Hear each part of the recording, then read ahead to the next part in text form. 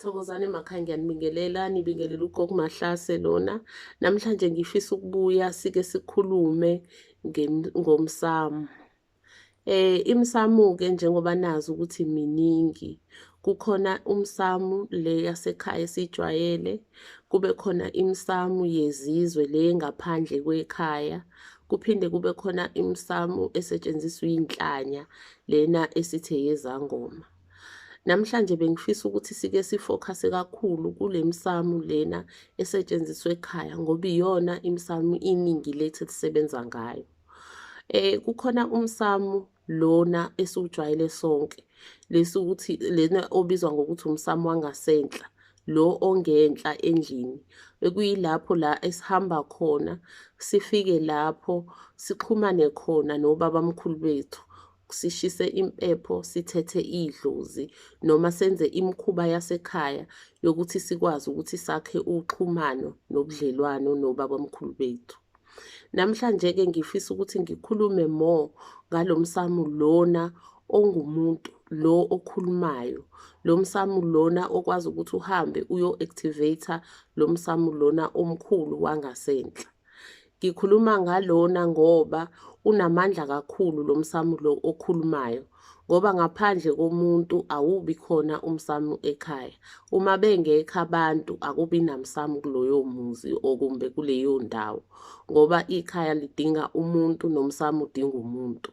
Umuntu-ke uwumsamu kwayena, uwena nje muntu, umsamu omkhulu, okuwukuthi lapho through wena abantu abadala bakwazi ukuthi baveze isimo sabo ngawe.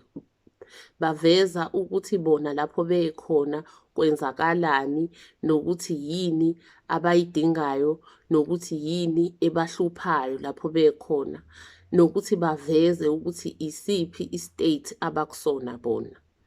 Uzongibuza-ke ukuthi ngisho ngani, mese ucabanga ukuthi ngisho ngamaphupho kuphela. Yebo, baveza ngawo amaphupha kwabanye ngoba abanye banethongo eli-active elikwazi ukuthi lihambe liveze izibonakaliso ezizoveza ukuthi ngempela into eyenzakalayo ekhaya yile, kumele kugcinwe kanjena ukuze kuhambe kulunge ekhaya. Mese kuba khona labo abangenalo leyo nhlanhla yokuba nethongo eligijimayo eli-active elikwazi ukuthi libuye njalo ngobusuku luzodlulisa imiyalezo. Labo bantu kwabona kusho ukuthi bona abawona umsamu.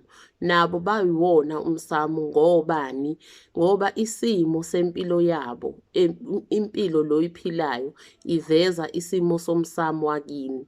Uma kuwukuthi umuntu ohlala ngokuswela, kuveza isimo sobabamkhulu bakho ukuthi bahambe beswele, balapho la bekhona baswele, badinga amandla, banqundiwe amandla. Okuwukuthi wena msamu ophilayo kumele ukuthi uhambe uvule isimo, uthole iy'ndlela zokuthi ubuyise amandla asekhaya, ngokuthi uhambe uvale imikhokha eyahambe yabalimaza beze benqundeka amandla.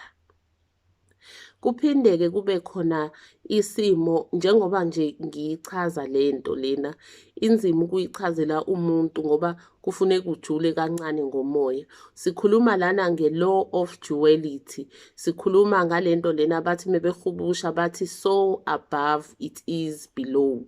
Okwenzekala ngale kwelamathonga liyenzakala nangala emhlabeni siphila.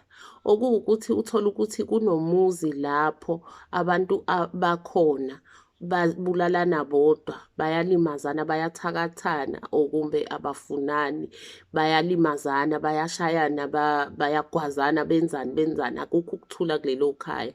Ingoba nabo lapho bekhona obabamkhulu banalezo ngxabana bahamba nazo, bafike baziqhuba ngale. Okuwukuthi kulelo khaya kufuneke kuvalwe loyo mkhokha wokubulalana, kuvalwe loyo mkhokha wokuthakathana, ukuze kukwazi ukuthi kugezwe, kuhlanjululwe isimo sabantu abadala, ukuze kukwazi ukuthi kuhambe kuqhubeka impilo kulelo khaya, kuvuke umsamu ophilayo, lo wangasenhla uvuswe uphile.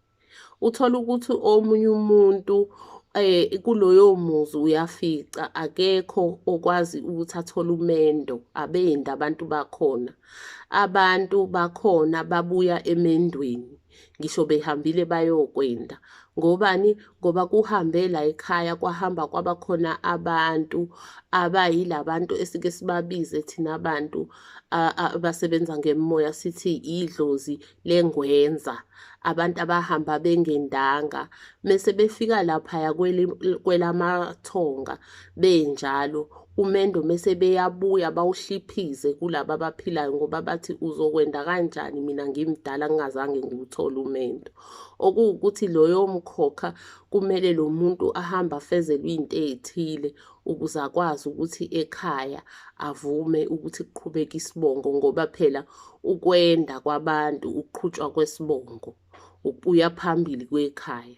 Yingakho-ke umntwana uma ezalwa sike sithini uzoqhuba isibongo, sike sithokoze sithi uyisibusiso esivela kubantu abadala, ngoba wena njengoba ula urepresenta umsamo wakini, uzoqhuba phezu kwezinto zabantu abadala, uzosebenza uqhubele ikhaya, uqhubele isibongo siye phambili.